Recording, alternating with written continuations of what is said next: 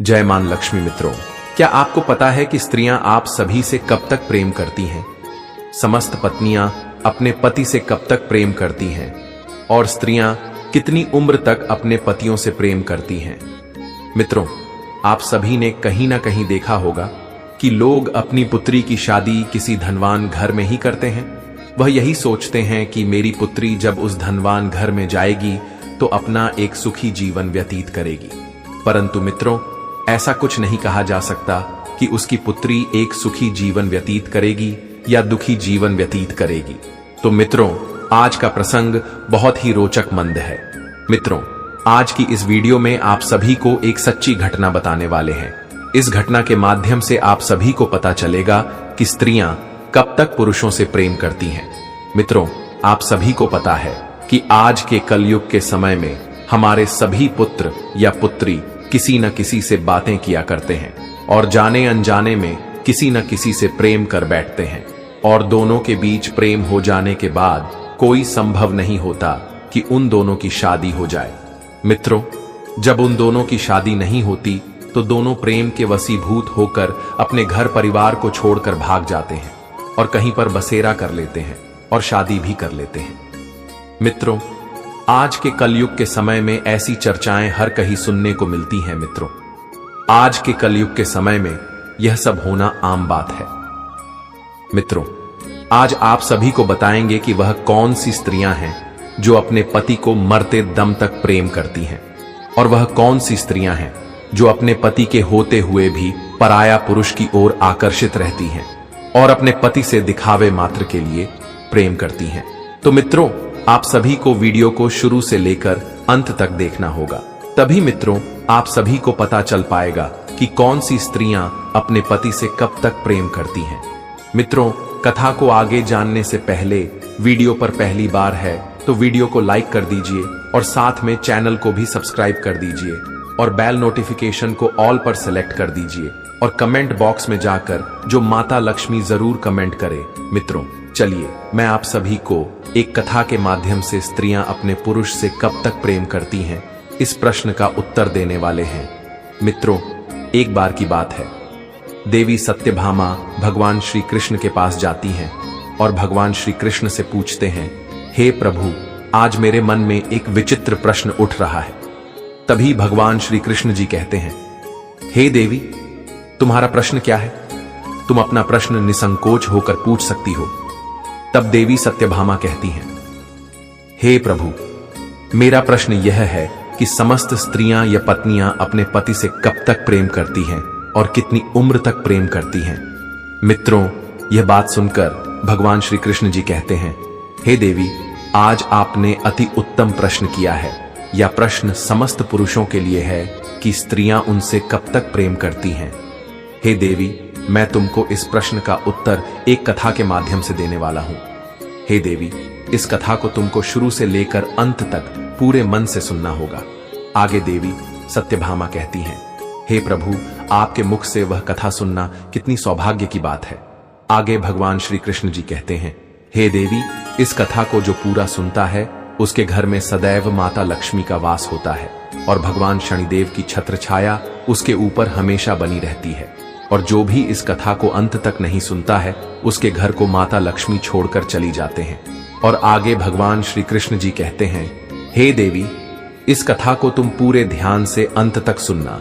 तब देवी सत्यभामा कहती हैं, हे प्रभु, मैं आपको वचन देता हूं कि मैं इस कथा को शुरू से लेकर अंत तक सुनूंगी। तब भगवान श्री कृष्ण कथा को आगे सुनते हुए कहते हैं, हे देवी, एक बार की बात है, उत्तर प्रदेश में एक स्वाभायमान नगरी थी।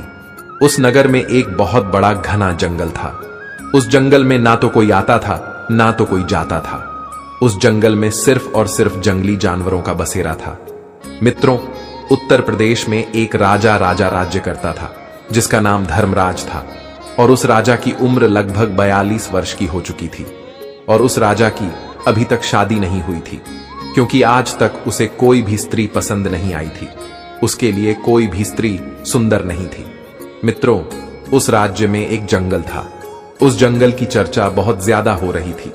मित्रों, जब उस राजा ने यह चर्चा सुनी कि उनके नगर में एक जंगल है जहां पर ना तो कोई आता था और ना ही कोई जाता था, और उस जंगल में सिर्फ जंगली जानवर ही रहा करते थे। मैं तो वह खबर सुनकर राजा उस नगर के जंगल में जाने का निर्णय लेता है और वह अपने मंत्रियों को आदेश देकर एक अश्व तैयार करवाता है और वह राजा उसे अश्व पर बैठकर उस नगर के जंगल के लिए रवाना हो जाता है। मित्रों, वह राजा जब उस जंगल में प्रवेश करना ही वाला था, तभी उस जंगल के किनारे उसे एक कुटिया दिखाई देती है। तब वह राजा सोचता है कि मैंने सुना था कि इस जंगल में ना ही तो कोई आता था और ना ही तो कोई जाता है, तो यहां पर यह कुटिया कैसे? तब वह राजा उस कुटिया को बड़े ध्यान से देख रहा होता है, तो वहां पर उसे एक सुंदर स्त्री दिखाई देती है। वह इतनी सुंदर थी कि राजा उसे एक बार ही देखने पर उस पर मोहित हो गया, और वह राजा दूर से ही उस स्त्री पर नजर रखे हुए था और बड़े ध्यान से उस स्त्री को देख रहा था। और जब वह राजा उस स्त्री के पास जाता है तो वह राजा देखता है कि वह एक वैश्या है। वह वैश्य बहुत ही सुंदर थी। उसने एक ही नजर में राजा का दिल जीत लिया था। मित्रों, उस वैश्या को देखकर ऐसा लगता था कि मानो मुझे स्वर्ग से कोई अप्सरा आ गई हो। मित्रों, वह राजा उस वैश्या को बहुत ही ध्यानपूर्वक से देख रहा था और वह राजा उस वैश्या पर मोहित हो गया और फिर उसने उस वैश्य से विवाह करने का प्रस्ताव रख दिया। मित्रों, उस राजा को पता था कि वह एक वैश्या थी, तब भी वह राजा उस वैश्या का दीवाना हो चुका था। वह राजा आज तक ऐसी स्त्री नहीं देखी थी, इसीलिए उस राजा ने आज तक अपना विवाह नहीं किया था। जहां पर 42 वर्ष की उम्र तक अन्य राजाओं की 3-3, 4-4 रानियां हो जाया करती थीं, वहां पर इस राजा ने अभी तक अपना विवाह नहीं किया था। और जब वह राजा उस वैश्या पर मोहित हो गया और विवाह का प्रस्ताव रखने के बाद वह राजा कहता है कि हे देवी, मैं आपके बिना अब एक पल भी नहीं रह सकता हूं, इसलिए हे देवी, आप कृपा करके मुझसे विवाह कर लीजिए। और आगे वह राजा कहता है कि हे देवी, मुझे पूरी तरह से मालूम है कि आप एक वैश्या हैं।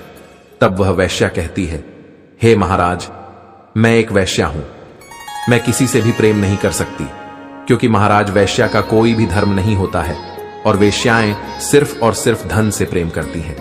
वेश्याओं को जहां पर धन अधिक मिलेगा वहीं पर वैश्या जाएगी। क्या महाराज, आपको पता है कि हमारे जीवन में आपके जैसे हजारों लोग आते हैं और मेरे ऊपर सैकड़ों लाखों स्वर्ण मुद्राएं लुटाकर चले जाते हैं। आगे वह राजा कहता है, हे देवी, मैं आपके कहने का मतलब नहीं समझ पाया हूं कि आप कहना क्या चाहती हैं। हे देवी, कृपा करके आप मुझे विस्तार से बताएं।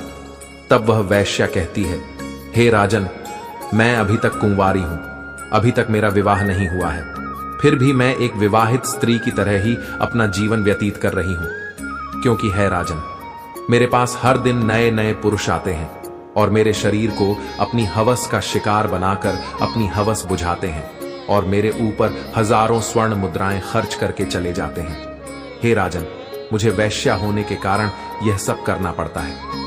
तब वैश्या आगे कहती है, हे महाराज, मेरा आपसे निवेदन है कि आप अपने राज्य के लिए पुनः वापस चले जाएं और आप मुझसे विवाह करने की इच्छा को त्याग दीजिए, क्योंकि आप इस उत्तर प्रदेश के एक प्रसिद्ध और शक्तिशाली धर्मपरायण राजा हैं। आगे वह वैश्या कहती है, हे महाराज, अगर एक राजा किसी एक वैश्या से विवाह करेगा तो न जाने महाराज, हमारे समाज में आपका न जाने कितना अपमान होगा।